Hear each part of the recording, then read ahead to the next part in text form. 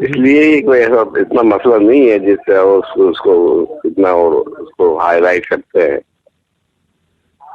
جماعتوں میں شامل ہونا اس سے کوئی فرق نہیں پڑتا. اصل چیز تو ہے مسلک، اس پر عمل کرنا، قرآن حدیث والا مسلک. جی آپ کسی بھی تنظیم سے وابستہ ہو جائیں تو اصل چیز تو عمل کرنا ہے قرآن حدیث پر. جی اس لیے یہ اس قسم کی باتیں جو وہ کرتے ہیں یہ یہی ہے، خواہ انتشار چلانے والی باتیں ہیں، اس دین کا فائدہ کوئی نہیں.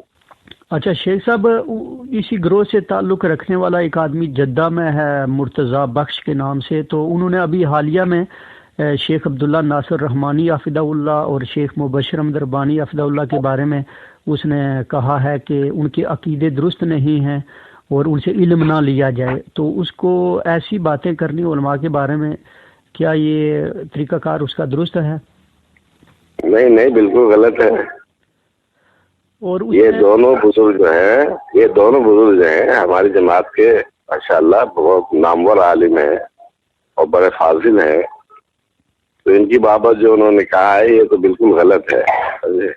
جی وہ شیخ صاحب وہ خود گمراہ ہیں.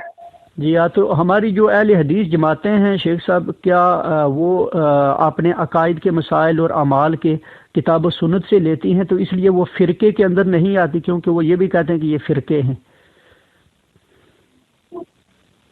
جب ہماری دعوت فرقہ واریت پر مبنی نہیں ہے، ہم تو قرآن حدیث کی دعوت دیتے ہیں.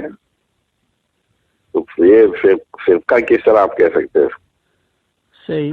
تو شیخ صاحب یہ جو فرقہ وہ ہوتا ہے جو اپنے اصل سے کٹ کر الگ رائے تجویز کرتا ہے. جی تو ہم تو اہل حدیث جو ہیں ہمیں تو قرآن حدیث کو اصل قرار دیا ہوا ہے اور اسی سے جڑے رہنے کی ہم تلقین کرتے ہیں، دعوت دیتے ہیں. بالکل صحیح. ہم نے تو اپنا اس سے ہٹ کر کوئی نیا مذہب، کوئی نیا نظریہ، نیا مسلک، نئی رائے تو ہماری کوئی ہوتی ہی نہیں ہے قرآن حدیث کے علاوہ.